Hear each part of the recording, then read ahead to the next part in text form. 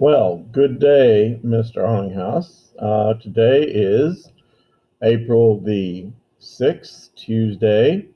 Spring break fast approaches. And, once again, you got to remember that um, we have 30 teaching days, including spring break and weekend. So reduce that down to 15 teaching days. No, 20. But yeah, I hope so. Anyway, back to the matter at hand. Let's push on with this unit on the Great Depression, shall we? The Great Depression, I mean, that was the thing. It undermined the faith in the Republican institutions of government. I mean, because here you have this tremendous economic tragedy with large numbers of people thrown out of work. People are panicking.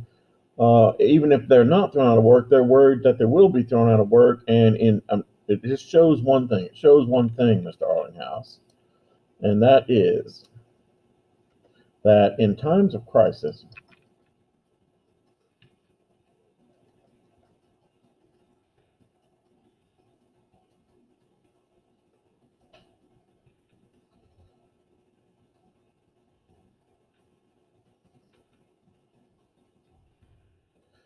people will largely exchange liberty. Liberty meaning, free speech, freedom of the press, tolerance of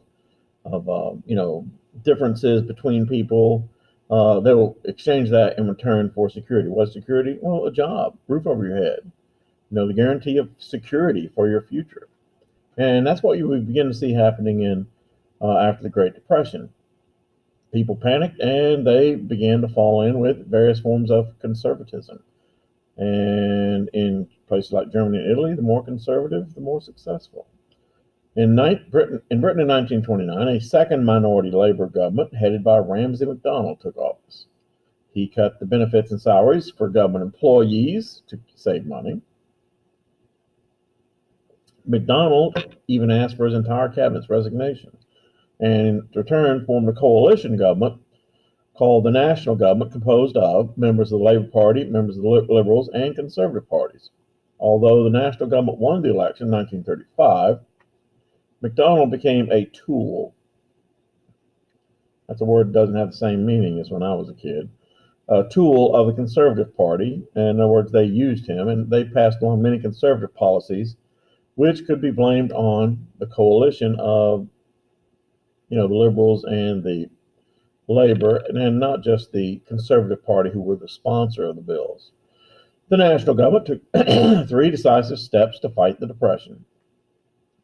To balance the budget, it raised taxes, cut insurance benefits to the unemployed and the elderly, to the unemployed and the elderly, and lowered government salaries.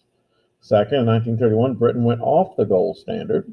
The value of the pound, the British pound, the currency, I hope you understand that means, Mr. Arlinghouse, dropped by 30%. That move did stimulate exports somewhat. The Parliament also passed an import duties bill, which placed a 10% ad valorem tax on all imports except those from the Empire. Ad valorem. Ad valorem is a tax you find not in this country but in other countries. It means added value tax. It's just basically a 10% extra tax. As a traveler in Europe, you can actually get that. You have to pay the ad valorem tax just like everybody else when you buy stuff, souvenirs. And as a foreigner, you actually have the right to get that refunded. Of course, they make it so difficult and so much paperwork to get things refunded. Most tourists, like myself, go, eh. You need the receipt, it's a pain. So I just don't do it and contribute to the balancing the budget for whatever country I have to be in. So, but that's what it means. He added an ad valorem tax on all imports except those from British colonies. So, gold and free trade.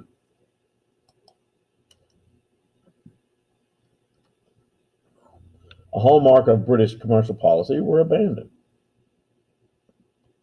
Great Britain avoided the banking crisis that had hit other countries. By 1934, industrial production in Britain had actually exceeded beyond 1929 levels. This was because the 1920s in Britain were actually a mediocre period of the British economy. Homes and lower interest rates led to the highest private housing boom in British history. People who were employed generally improved their living standard in Britain. One of the famous books, The Road to Wigan Pier by George Orwell, who, as you know, Mr. Arlinghouse, also wrote Animal Farm in 1984. The Dynamo Party like it's 1984. He wrote that. Yes, Animal Farm. You should always italicize the names of books, Mr. Arlinghouse. So, in his book, The Road to Wigan Pier, George Orwell described the laboring districts of Britain and the poverty and the idle days without the work of people, without the work of the people he met, dominated the picture. What does that mean? Pause, Mr. Arlinghouse, if you'll excuse me. And I'm back, Mr. Arlinghouse. Forgive me for that hiatus. So getting back to this book, very famous book, which basically, by George Orwell, which basically describes what life was like for the working poor in Britain during the Great Depression. Britain entered the Depression with a stagnant economy and left it with a stagnant economy. To the employed citizens of the country, the national government had pursued, terrible spelling, Horton. No, darn it, pursued.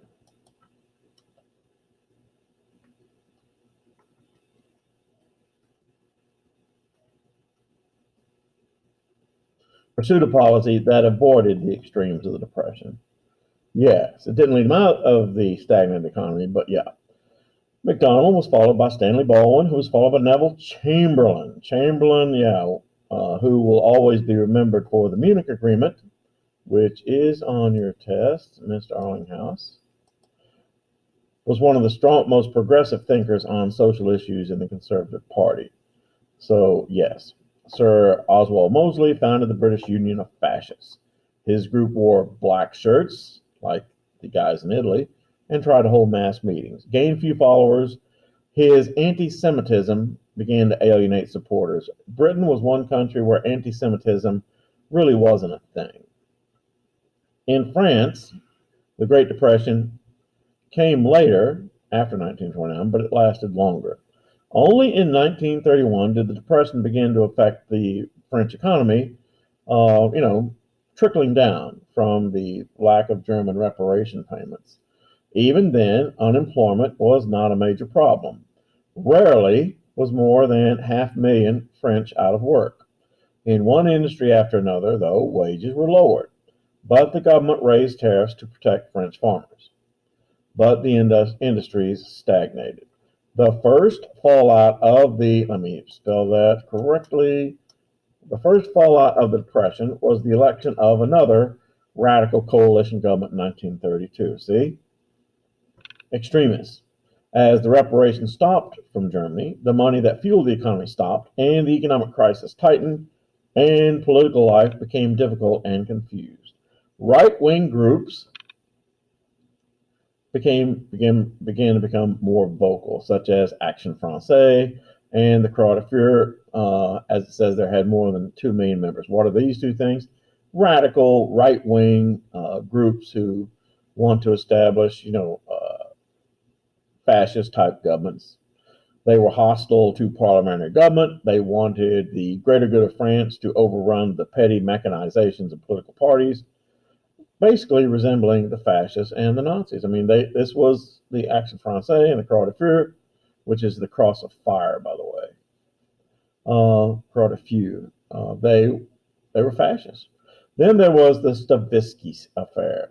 Sergei Stavisky was a small-time hood who became involved in a bond scandal, a government bond scandal, selling French bonds. He was tracked down by police and committed suicide January 1934. this whole thing where you have this person who was implicated in this government bond scandal being captured and then suddenly mysteriously committing suicide caused suspicion that his suicide might not have been a suicide, but a murder to shut him up, as if that's never happened before. On February 6, 1934, a large riot took place between left and right-wing groups in Paris. It began as a march on the legislature, the Chamber of Deputies. Violence erupted and 14 demonstrators were killed. The radical ministry of Edouard Dullardier resigned and was replaced by a national coalition government composed of all former living premiers of France. I mean, that would be kind of like, getting rid of President Biden right now and having this country ruled by a committee of all the living presidents. I bet that would be one fun meeting. Everybody from Jimmy Carter to Ronald Reagan, not Ronald Reagan, but Jimmy Carter to our friend Donald Trump on the same committee. What would that be like? Barack Obama, Bill Clinton, George H.W. Bush. I bet that would be a fun bunch right there. So, the major result was that left-wing followers began to see that France could possibly be taken over by a right-wing coup. Between 1934 and 1936, the left-wingers in France tried to unite. They were led by a guy named Leon Blum, a liberal, and were called the Popular Front. And the Popular Front, Mr. Allinghouse, is on your test. The Popular Front of all left-wing policies. Its purpose was to preserve the Republic. Yes. To preserve the Republic against any kind of a fascist overthrow and press for social reform. In 1936, the Popular Front won a majority of the Chamber of Deputies. Leon Blum became premier. Leon Blum was a Jewish humanitarian and intellectual, which set him apart in France. Blum pursued socialism in the context of democratic parliamentary government. You do understand that, right, Mr. Rawlinghouse? Socialism, in other words, socialism, government taking care of the people, looking after the people, instituting things like national health care, and I mean like national health care, national unemployment insurance, things of that nature, but within the context of a democratic parliamentary government. Blum's government faced a sit-down strike of major proportions, the biggest, the Third Republic on June 6, 1936.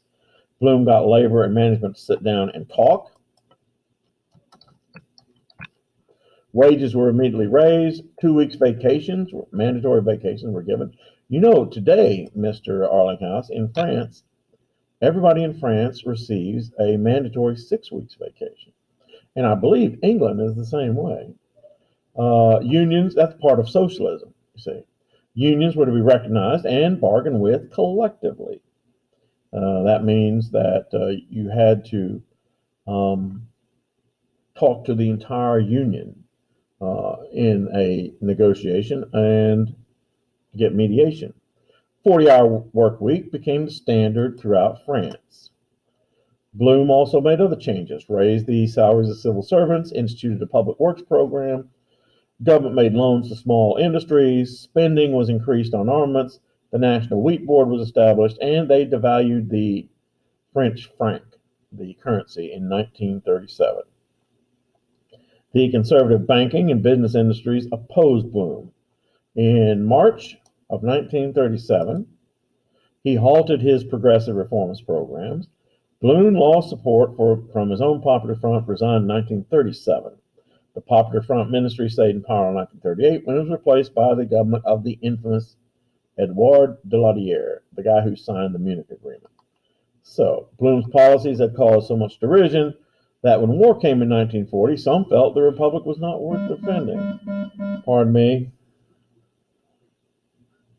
Attention, please. All students who ride bus 86, your bus is here. Thank you. Back to it, Mr. Allinghouse. So, what do you get out of all this? What we get out of all this is that during the 30s, for most of the 30s, the French careened to the left. The French careened towards more socialist type governments. And right at the end of the 30s, they careened back to the right with the government of Daladier. Okay? Now let's talk about Nazi Germany. Somewhere in here, Mr. Arlinghouse, I'm going to show my guys a film called The Rise of the SS, which deals a lot with what we're going to cover here. But yeah, let's go over this, shall we? The most important event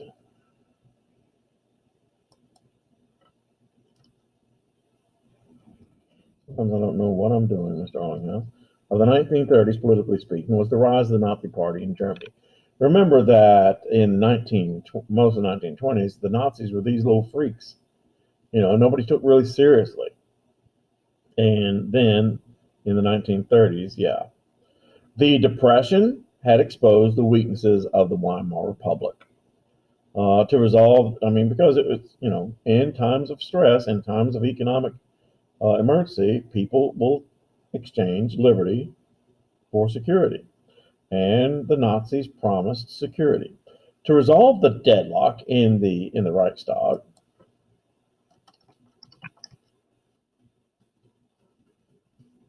President Paul von Hindenburg appointed Heinrich Brüning as chancellor.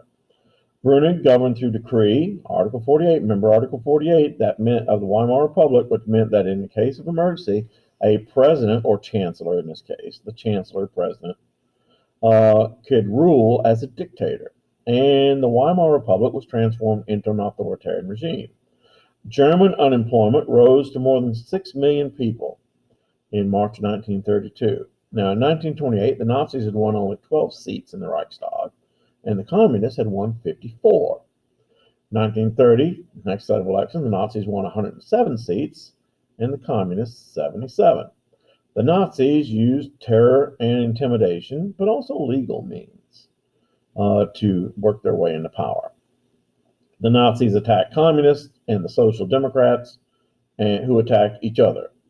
Paul von Hindenburg, at that time the old World War I general, ran for re-election in 1932 and forced a runoff, which Hindenburg won, but this convinced him that Brüning no longer held the confidence of German voters.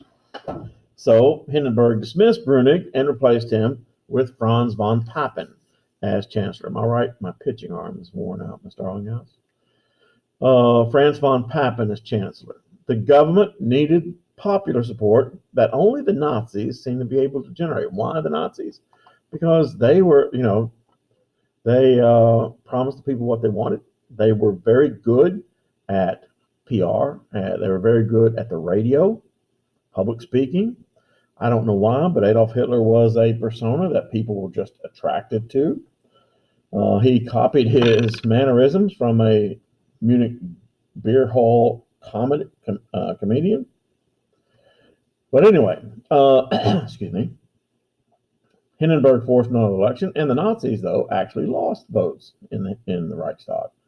General Kurt von Schleicher then became the new chancellor, but the Hindenburg circle distrusted Schleicher, and they persuaded Hindenburg to appoint Hitler as chancellor. 1933 is the year.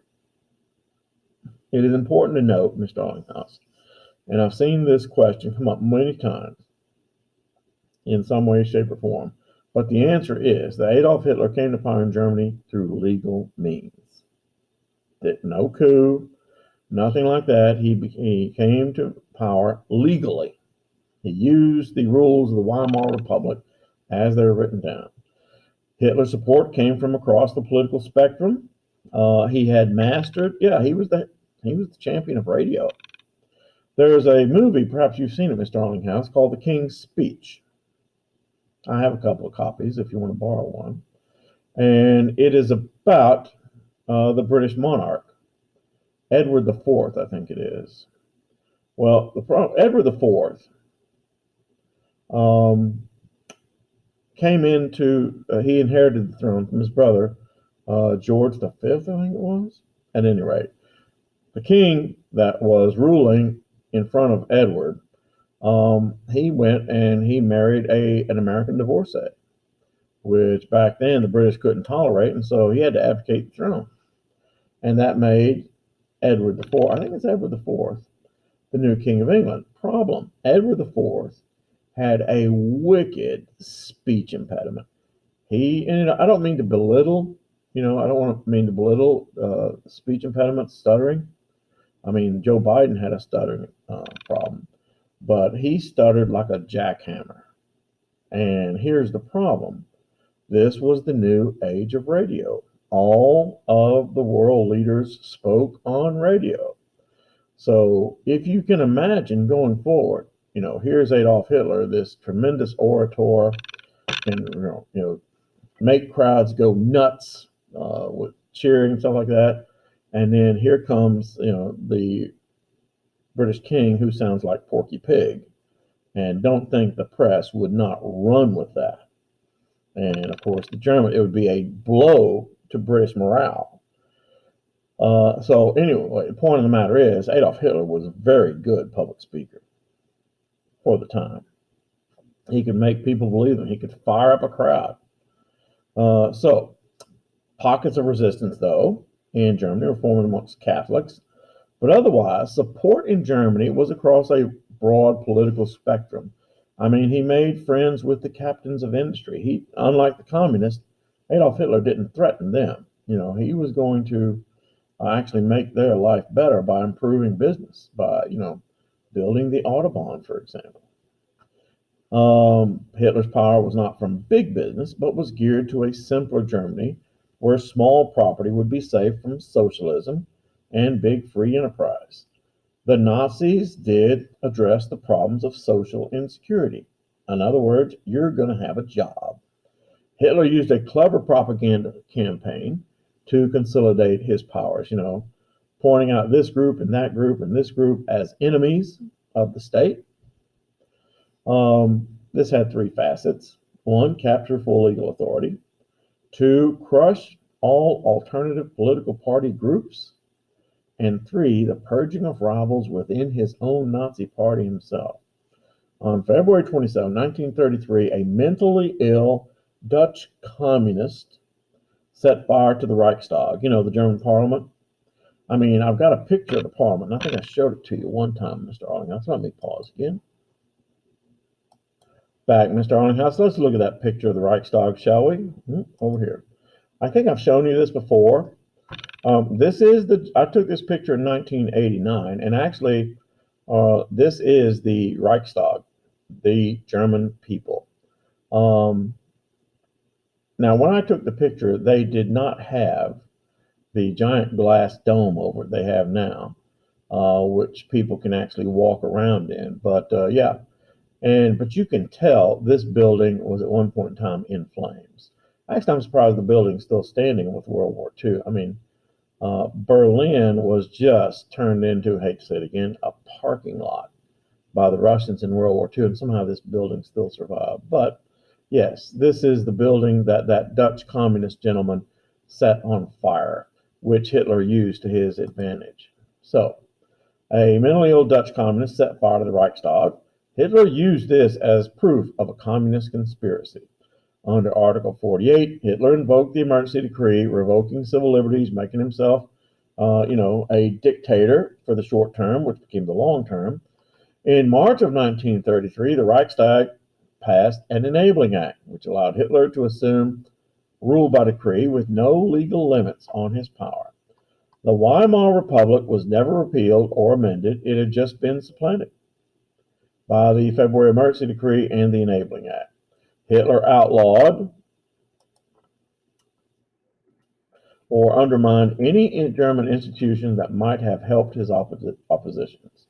All other parties were outlawed. Nazis moved against the governments of the individual federal states of Germany. In other words, to make sure that there was going to be no opposition within Germany against Hitler, because there was.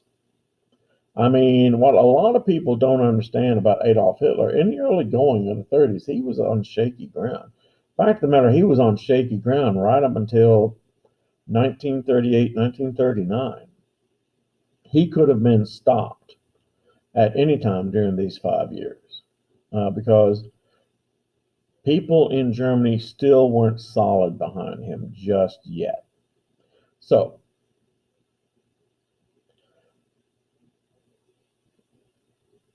Hitler also had the leadership, and that film will explain it. Early on, Hitler and the Nazis, the National Socialists, banded together with another group of extreme right-wing thugs, and they were thugs. They were real thugs, called the Brown Shirts. And the Brown Shirts were led by this guy named Ernst Röhm.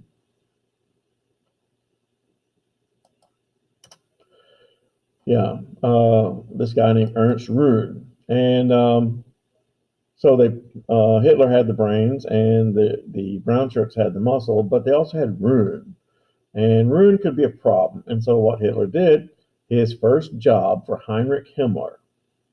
Heinrich Himmler, it was the head of the SS, the Schutzstaffel, the so-called Black Legion, the so-called elite of the German military. If you ever watched war films where they have German soldiers, if you ever notice, regular German army wears green. The SS always wore black and had the little twin lightning bolts on their uniforms, the helmet, their uniform, and also the death's head emblem on the uniform. But the biggest thing, their uniforms were black and tight fitting. And so, yeah, the SS. So the first job of the SS was to murder the leadership of the Brown Shirts, not the Brown Shirts, the leadership of the Brown Shirts. They still needed those guys. And Ernst Röhm was murdered by the Brown Shirts.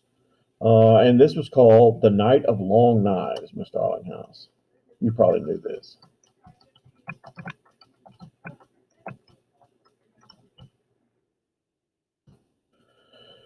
So between June 30th and July 2nd, more than 100 persons were killed, including former Chancellor General Kurt von Schleicher and his wife. The army did nothing. On August the 2nd, 1934, Hindenburg died, and Hitler combined his office with the dead president's office.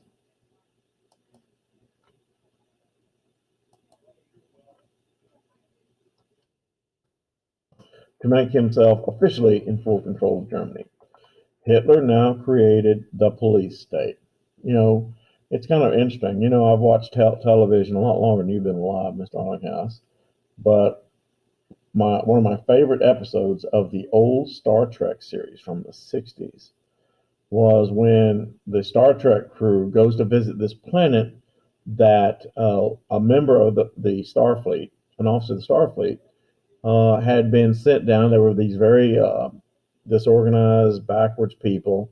And 20 years ago, a member of Starfleet had been sent down to educate the people as to how to create a decent country government in their state. And the guy goes there and he creates a recreation of Nazi Germany. Why? Because it was the most efficient state that he knew of, which it was efficient. So Hitler now created this thing called the police state. The chief instrument of his control was the SS, their Schutzstaffel, which we are going to hopefully we'll see this film on. If you want to, I can. It's very when you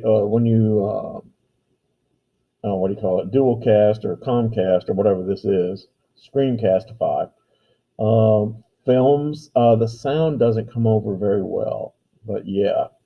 The film is called, and you might be able to find it on YouTube. The film is called The SS, Hitler's Mad Dream. Hitler's Mad Dream, The SS. You might be able to find that. It's owned by HBO Films, which is where I recorded it. Mr. Arlinghouse, on VHS back in the 80s. Yeah. And I've kept it all this years. There's actually another one about the Japanese kamikaze. Same things. But this one's very good, I think. Actually, it has a lot of good stuff about the nature of Nazism. So, yes, the SS. There were 52,000 members of the SS in 1933, and in 1936, command of it was given to Heinrich Himmler. Yes, the chief object of Nazi terror, spelled correctly, was the Jews, although, which stemmed from 19th century thought rather than religious decorations, and my light just went out, who cares? In 1933, Jews were excluded from civil service. But by the way, Nazi terror was not just Jews. Jews were just the biggest group. You have to include in there, Mr. Arlinghouse, gypsies, tramps, no, gypsies, homosexuals.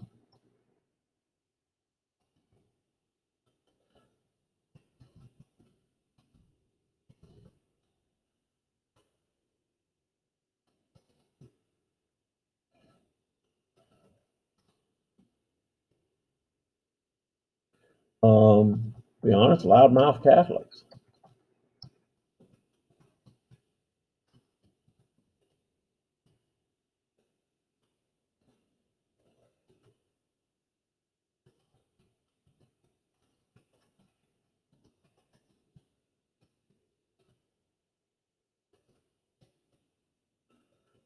In 1933, all Jews were excluded from civil service.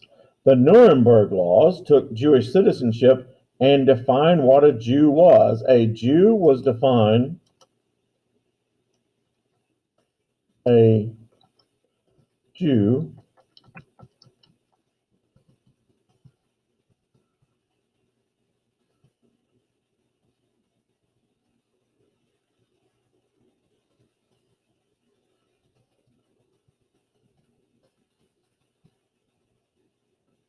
yeah, and it forbid the intermarriage of Jews and non-Jews, and it made null and void any marriage that was existing. The persecution of Jews increased in 1938.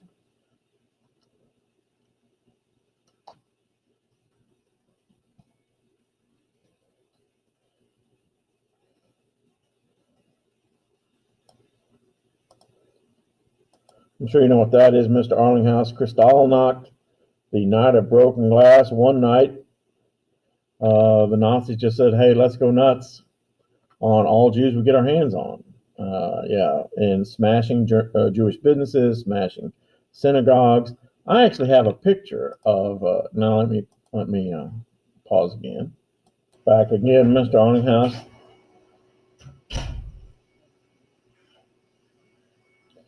Back again, Mr. Arlinghouse. Let's look at this picture right here. This is the interior of a Jewish synagogue. I had never been in a Jewish synagogue before. I had to go all the way to Krakow to see it. And this Jewish synagogue, interesting fact, during World War II, the Nazis used it as a horse stable, and there's no that the symbolism of that is not coincidental. And so, yeah, back to it. Where am I at? Where am I? I'm here. Thank you.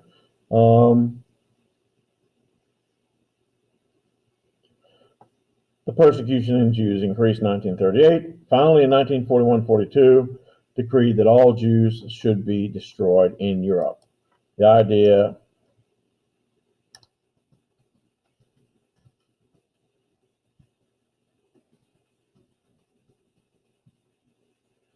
make Europe Judenrein.